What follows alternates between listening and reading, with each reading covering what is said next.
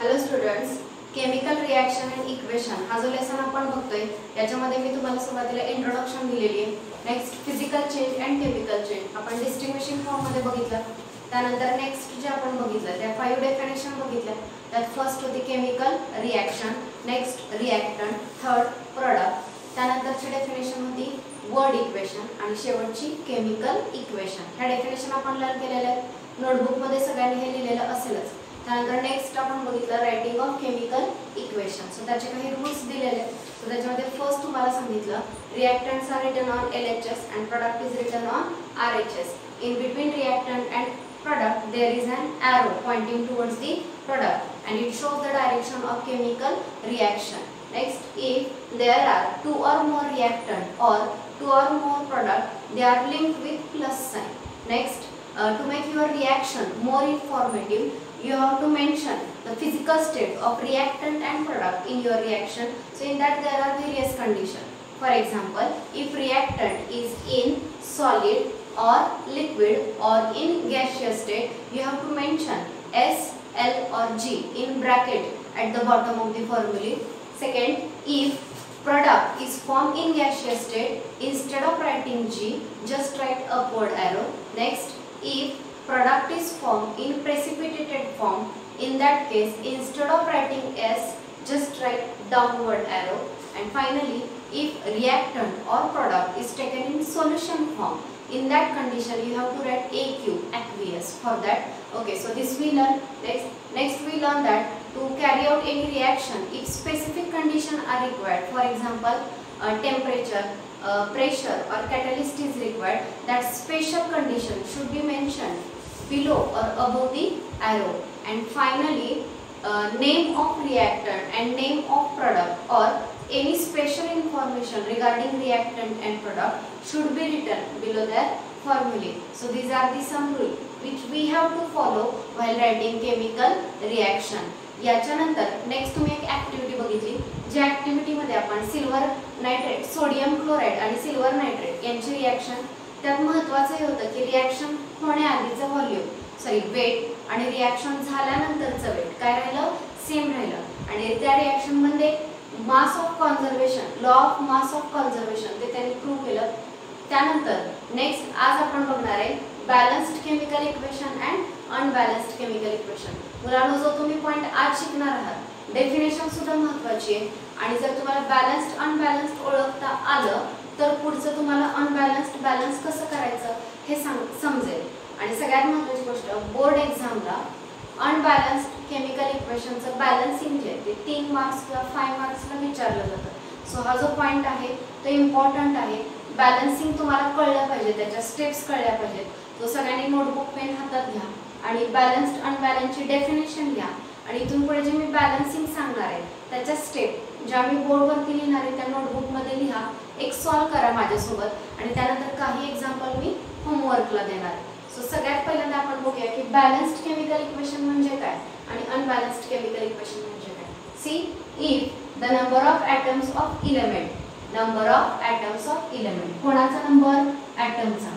कुठल्या atom, इलेमेंटचे item. मग आता ॲटम आणि इलेमेंट यात फरक काय, number of atoms of element. For example तुम्ही हायड्रोजन म्हणाल तर हायड्रोजन काय झाला, इलेमेंट झाला.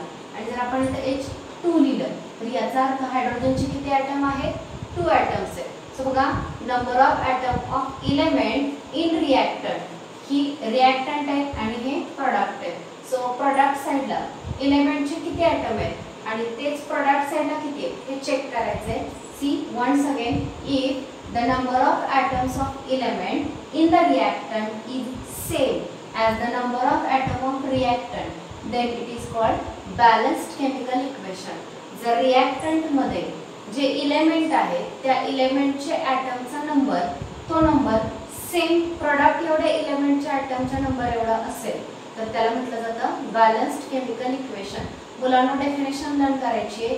If the number of atom of element in the reactant is same as the number of atom of element of product, then it is called as balanced chemical reaction.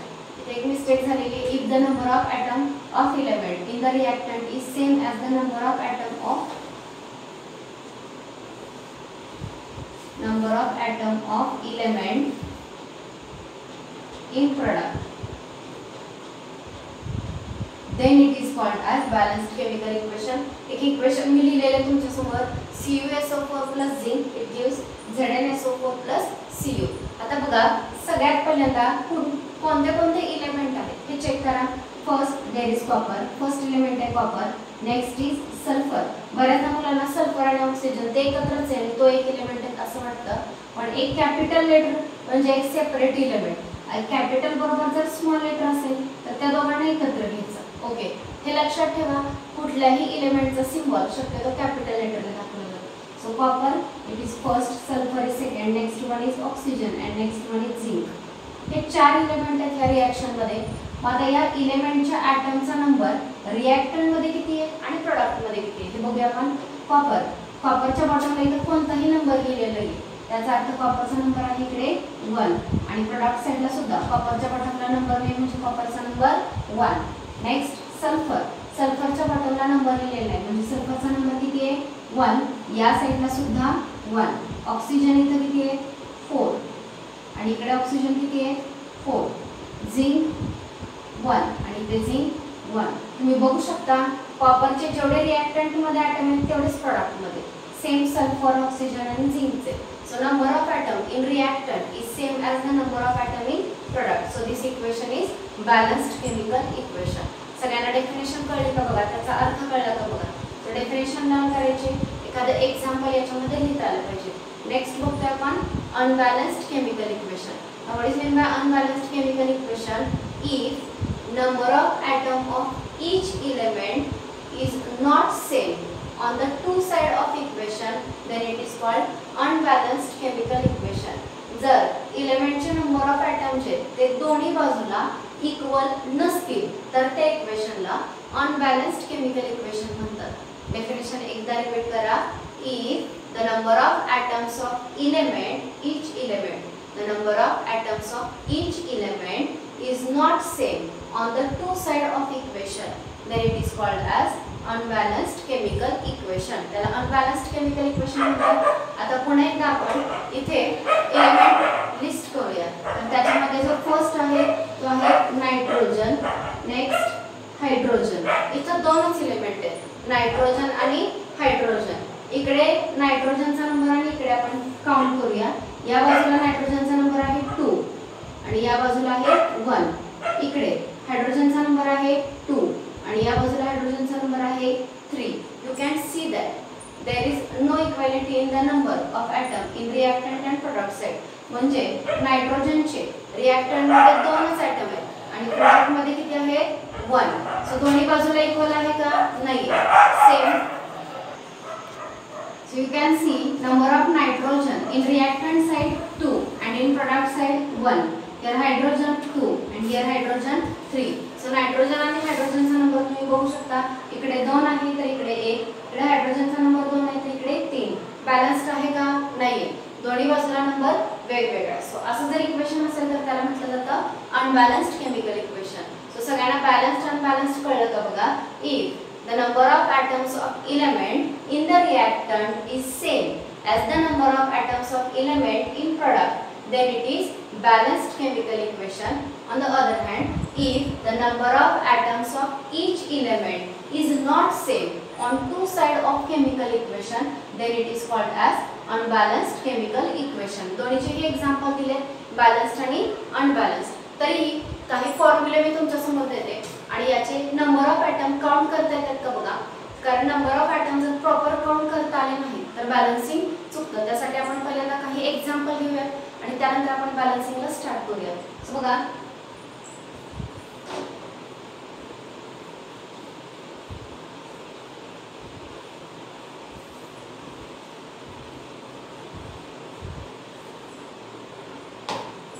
For example एक formula आहे suppose CaOH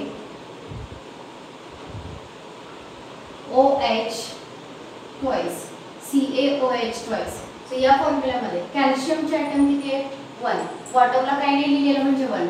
हा 2 जो आहे ब्रॅकेटच्या बाहेर लिहिलेला हा 2 oxygen आणि hydrogen या दोघांनाही लागू होतो. मात्र हा 2 कॅल्शियमला लागू होत नाही. सो नंबर ऑफ ॲटम लिहायचे झाले तर कॅल्शियमचा 1, ऑक्सिजनचे 2 आणि हायड्रोजनचे सुद्धा 2. सो हा आहे फर्स्ट, इथं मी लिहिते कॅल्शियमचा 1, ऑक्सिजनचे 2 आणि हायड्रोजनचे सुद्धा 2. सपोज असा फॉर्म्युला असेल ट्वाइस ऑफ H2SO4. जर असं असेल तर इथे काम करताना बघा, इथे समोर फॉर्म्युलाच्या समोर जो नंबर लिहिलेला आहे तो नंबर त्या फॉर्म्युलामधल्या प्रत्येक एलिमेंटला लागू होतो.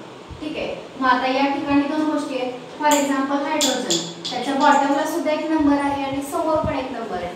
मग या कंडिशन मध्ये 2 × 2 किती झाले 4.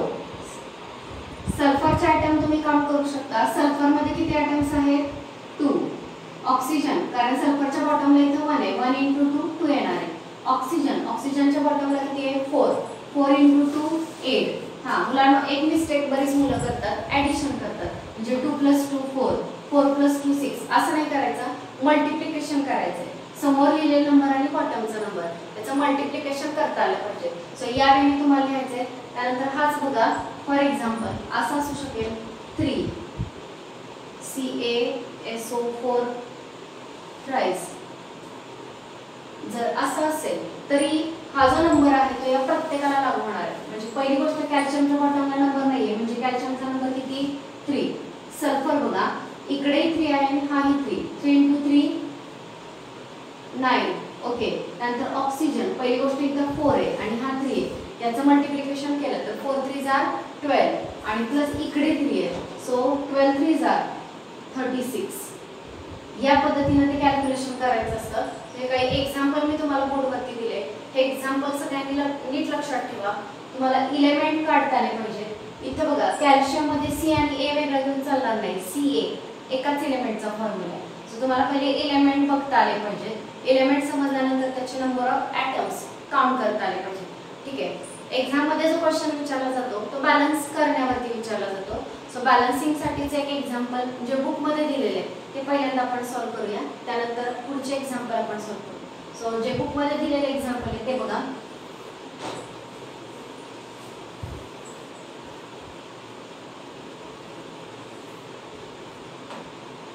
सो बुक मध्ये दिलेला आहे sodium hydroxide,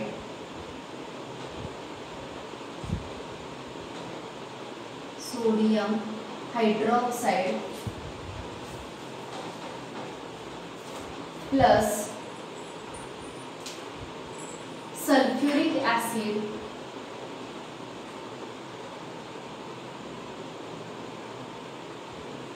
it gives sodium sulfate plus water, sodium sulfate plus water. Okay. So कधी एक्झाम मध्ये असं वर्डच्या फॉर्म मध्ये सुद्धा रिएक्शन देऊ शकतात आणि कधी कधी डायरेक्ट केमिकल इक्वेशन सुद्धा दिलं जाऊ शकतं. आता जर वर्डच्या फॉर्म मध्ये इक्वेशन दिलेलं असेल तर स्टेप नंबर 1 असते रिराइट द गिवन, सॉरी वर्डच्या फॉर्म मध्ये जर इक्वेशन दिलेलं असेल तर लिहायचं असतं write the given word equation in the form of chemical equation. आणि जर देतानाच केमिकल इक्वेशन दिलेलं असेल तर लिहायचं असतं rewrite the chemical equation again. पुन्हा एकदा केमिकल इक्वेशन लिहा. सो ज्या मी स्टेप बोर्ड वरती लिहिते त्याच वेळी तुम्हाला त्या स्टेप्स लिहायच्या आहेत. So first step number 1, write chemical equation from given word equation. Okay. दिलेलं जे वर्ड इक्वेशन आहे त्याच्यापासून तुम्हाला केमिकल इक्वेशन लिहायचे. सो सोडियम हायड्रॉक्साइड फॉर्म्युला लिहिता आला पाहिजे. सोडियम हायड्रॉक्साइडचा NaOH plus sulphuric acid formula असतो H2SO4. It gives sodium sulphate, sodium sulphate Na2SO4 plus water, वॉटरचा फॉर्म्युला आहे H2O. सो या पद्धतीने स्टेप नंबर 1 आपण लिहिली right the chemical equation from given word equation. जर देताना वर्ड इक्वेशन दिलेलं असेल तर असं तुम्हाला लिहावं लागेल आणि जर दिलेलंच इक्वेशन केमिकल इक्वेशन असेल तर जस्ट लिहायचं रिराइट द गिवन इक्वेशन. दिलेलं इक्वेशन पुन्हा एकदा लिहा. आता आपण इक्वेशन लिहिलेलं आहे या इक्वेशनला आपण नंबर दिले इक्वेशन नंबर 1. सो एक फर्स्ट इक्वेशन आहे, स्टेप नंबर 1 झाली. त्यानंतर नेक्स्ट आहे स्टेप नंबर 2. आता स्टेप नंबर 2 काय असते बघा. In step number 2 check whether given equation, check whether given equation is balanced or not by comparing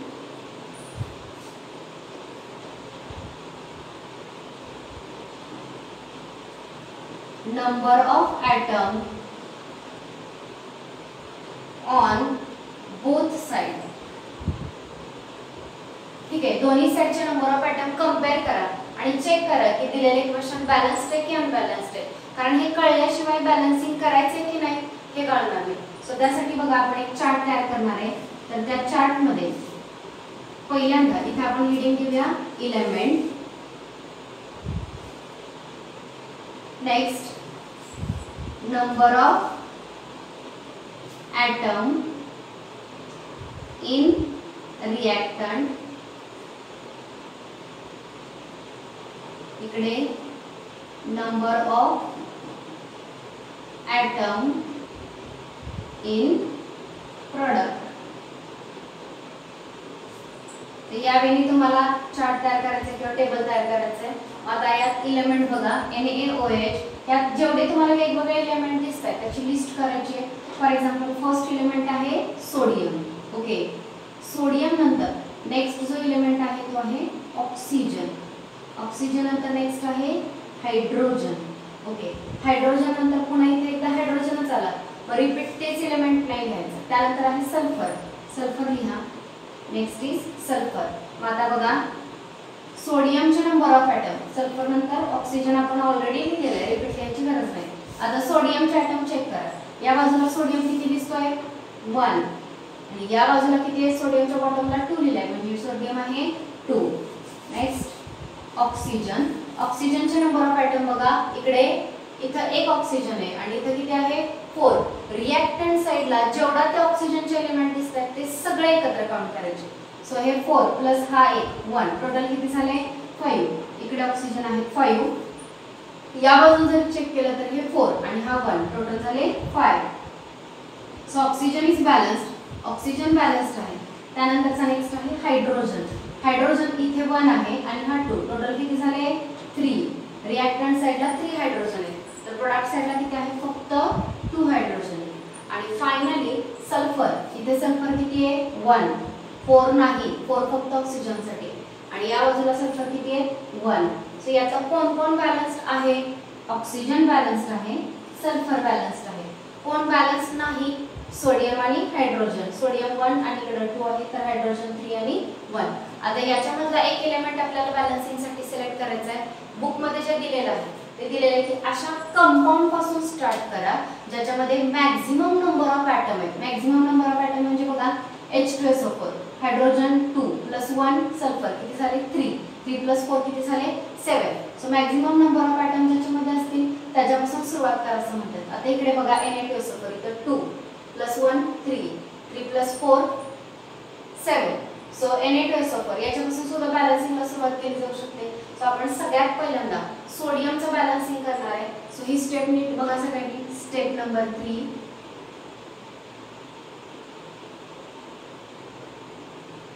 step number 3 मध्ये आपण लिहिणार आहे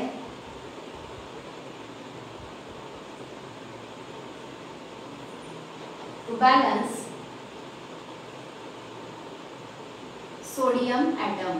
पहिल्यांदा आपण सोडियम एटम सिलेक्ट केला बॅलन्सिंग साठी. आता त्याचं बॅलन्सिंग कसं करायचं त्यासाठी असा एक चार्ट लिहावा लागतो. First number of atom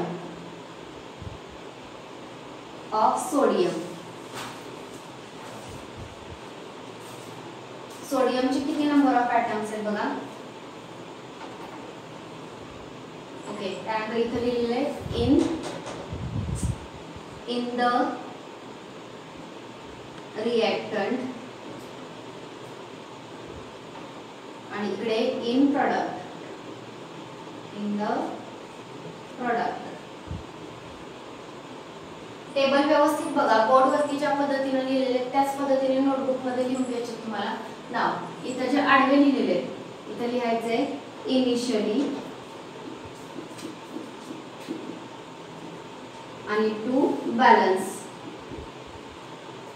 so बघा सोडियमचे नंबर, सोडियमचा आपण बॅलन्सिंग करतोय तो सोडियमचे आयटम चेक करणार आहे कुठे आणि कुठे, रिएक्टंट मध्ये आणि प्रोडक्ट मध्ये. सुरुवातीला किती आहेत आणि बॅलन्स करण्यासाठी काय करायचं ते. आता सुरुवातीला म्हणजे जे इक्वेशन आहे त्या डायरेक्टली काउंट करा. सुरुवातीला रिएक्टंट मध्ये सोडियमचे किती आयटम आहेत तर 1. सोडियमचा आयटम आहे 1 आणि कुठे आहे तो इन NaOH. मुलांनो ब्रॅकेट मध्ये हे लिहायला जर तुम्ही विसरला तर बॅलन्सिंग कुठे करायचे हे कळत नाही. सो हे ब्रॅकेट मध्ये कुठे ते लिहिणं गरजेचं आहे. सोडियम किती आहे 1 आणि कुठल्या कंपाऊंड मध्ये सोडियम आहे NaOH. H2SO4 मध्ये सोडियम आहे का नाहीये, ज्याच्यामध्ये आहे तिथला तो लिहायचा. आता प्रोडक्ट साइडला चेक करा. प्रोडक्ट मध्ये सोडियम किती आहे 2 आणि कुठल्या कंपाऊंड मध्ये आहेत Na2SO4. 2 Na2SO4. Na2SO4 मध्ये 2 सोडियम आहे. आता याच्यामध्ये जो नंबर मोठा आहे तो ऍज इट इज दिला 1 आणि 2 मध्ये बिगर इज 2. ओके, जो नंबर छोटा आहे त्या नंबरला अशा नंबरने मल्टिप्लाय करायचं की इकडे जेवढा नंबर आहे तेवढा आन्सर आला पाहिजे. इकडे काय नंबर आहे 2. जर इकडे 2 आन्सर यायचा असेल तर 1 ला कितीने मल्टिप्लाय करायचं 2 ने मल्टिप्लाय करावं लागेल. सो आपण 2 ने मल्टिप्लाय केलं आणि आन्सर येईल 2. आता या ठिकाणी तुम्ही ज्या नंबरने मल्टिप्लाय केलं त्या नंबरला काय करायचं आहे बॉक्स. आन्सरला बॉक्स करायचा नाही. ज्या नंबरने मल्टिप्लाय केलंय त्या नंबरला बॉक्स करायचा आहे. आता बघा हा जो बॉक्स मधला नंबर आहे तो आपल्याला ऍड करायचा आहे. कोणाच्या समोर तर त्याच्याच वरती ब्रॅकेट मध्ये ज्या कंपाऊंडचं फॉर्म्युला लिहिलेला आहे त्या फॉर्म्युल्याच्या समोर ह्या बॉक्स मधला जो नंबर आहे तो त्या फॉर्म्युल्याच्या समोर लिहायचा आहे. बाकी कुठेही चेंज करायचा नाही. सो आपलं इक्वेशन बघा, इक्वेशन नंबर 1 त्यात कोणामध्ये चेंज करायचं आहे NaOH मध्ये. काय चेंज करायचं आहे NaOH च्या समोर 2 लिहायचं. सो बघा 2 NaOH. बाकी ऍज इट इज. बाकी काय आहे दुसरा H2SO4. नेक्स्ट काय आहे Na2SO4 प्लस H2O आणि याला म्हणायचे इक्वेशन नंबर 2. बघा आता मुलांनो या इक्वेशन मध्ये आणि या इक्वेशन मध्ये काय चेंज झाला, इथे सोडियम 1 होता आणि इकडे 2 होता. आता सोडियम बॅलन्स झालाय बघा. हा 2 सोडियमला लागणार म्हणजे सोडियम 2 झाले आणि इथं सुद्धा सोडियम किती आहे 2च आहे. सो पहिला एलिमेंट आपला बॅलन्स झाला. त्यानंतरचा नेक्स्ट एलिमेंट आपल्याला बॅलन्सिंगसाठी सिलेक्ट करायचा आहे. आता यानंतर नेक्स्ट जो बॅलन्स केला जातोय तो आहे हायड्रोजन. नेक्स्ट आपण हायड्रोजनला बॅलन्स करणार आहोत. पण या ज्या स्टेप्स आहेत सगळ्यांनी नीट बघितल्या का बघा. Step number 1, step number 2, step number 3. 1 मध्ये इक्वेशन पुन्हा लिहिला आणि त्याला नंबर दिला. 2 मध्ये तुम्ही इक्वेशन बॅलन्स्ड आहे किंवा अनबॅलन्स्ड आहे हे टेबल तयार करून चेक केलं आणि 3 मध्ये जो ॲटम अनबॅलन्स्ड आहे त्याचं बॅलन्सिंग आपण करायला सुरुवात केली. आता ह्या इक्वेशन मध्ये चेंज करायचे बघा. सोडियम इकडे 2 आहे, इथेही 2 आहे. Sodium is balanced.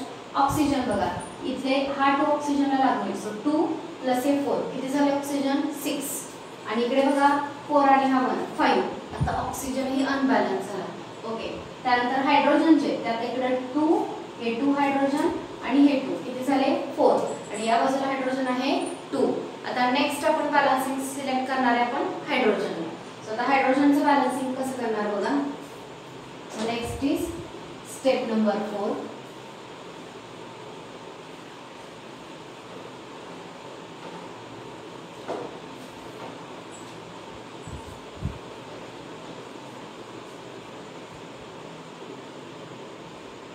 बुक मध्ये स्टेप 4 न लिहिता 3 मधल्याच तो पुढचा पॉइंट लिहिलेला आहे त्यांनी.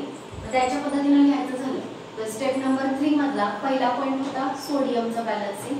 तर स्टेप नंबर 3 मधलाच हा सेकंड पॉइंट बघतोय टू बॅलन्स हायड्रोजन. हायड्रोजनचं बॅलन्सिंग आपण शिकतोय. आता हायड्रोजनचं बॅलन्सिंग कसं करणार, सेम इथं जो टेबल तयार केलाय तसाच इथे आपल्याला तयार करायचा आहे बघा. Number of atoms of atoms of hydrogen. इथं सोडियम लिहिलं होतं त्याऐवजी इथं हायड्रोजन लिहायचंय. Next in the reactant, in the product.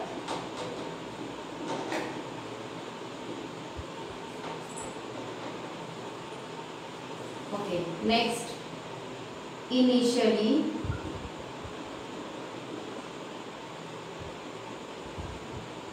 to balance.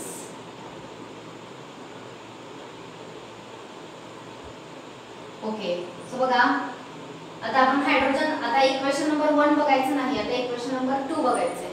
Second equation मध्ये हायड्रोजनचे ॲटम रिएक्टंट मध्ये किती आहेत आणि प्रोडक्ट मध्ये किती आहेत ते तुम्हाला लिहायचे. तर बघा रिएक्टंट मध्ये हायड्रोजन किती आहेत, हे 2 आणि इथे 2, टोटल किती झाले 4 हायड्रोजन. सो रिएक्टंट मध्ये आपण लिहिणार आहे 4 आणि कुठे ते सगळं डिटेल तुम्हाला लिहायचं की कुठे 4. सो 2 इन, 2 हायड्रोजन कुठे आहेत, in 2 NaOH and 2 in H2SO4.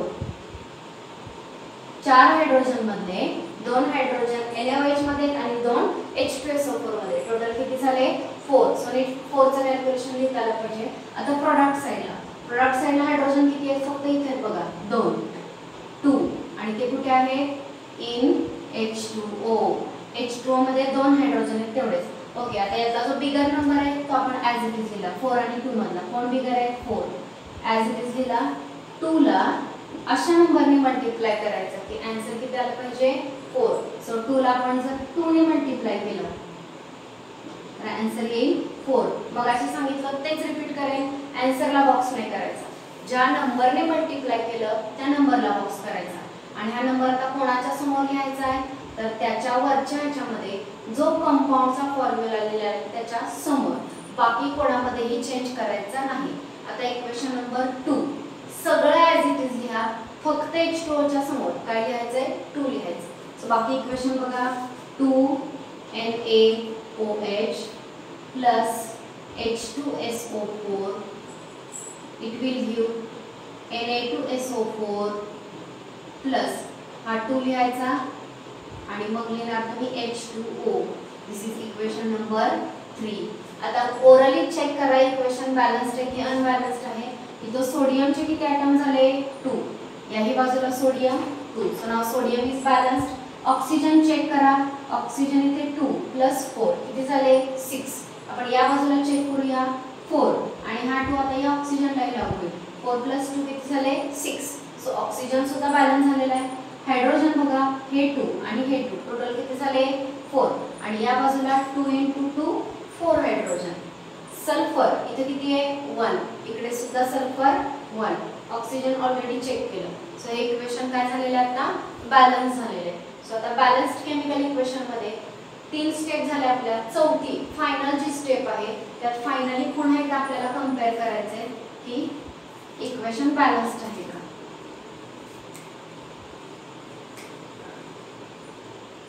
Okay, so 4th step जे आहे ते आपण नेक्स्ट लेक्चरला कंटिन्यू करणार. थँक्यू.